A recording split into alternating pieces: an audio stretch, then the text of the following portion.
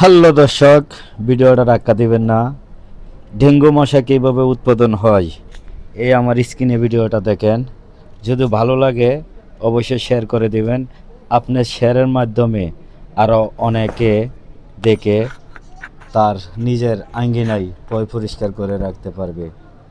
বিশ্বাস ভিডিওটা করবেন, দেখেন। এই ছোট কালো দাগগুলোই কয়েকদিনের মধ্যে উড়ন্ত মশা হয়ে যাবে। সবকিছু শুরু হয় স্ত্রী মশা দিয়ে। রক্ত খাওয়ার পর সে স্থির পানির উপর ১০০ থেকে ৩০০টি পর্যন্ত ডিম পাড়তে পারে। ১-২ দিনের মধ্যে ডিম ফুটে বের হয় লার্ভা। এই লার্ভা পানির নিচে বাস করে এবং শৈবাল, ব্যাকটেরিয়া ও ক্ষুদ্র জৈব কণা খেয়ে দ্রুত বড় হয়। এরা মাঝে মাঝে পানির উপর উঠে বাতাস থেকে অক্সিজেন নেয়। কয়েকদিন পর লার্ভা বদলে যায় পিউপাতে।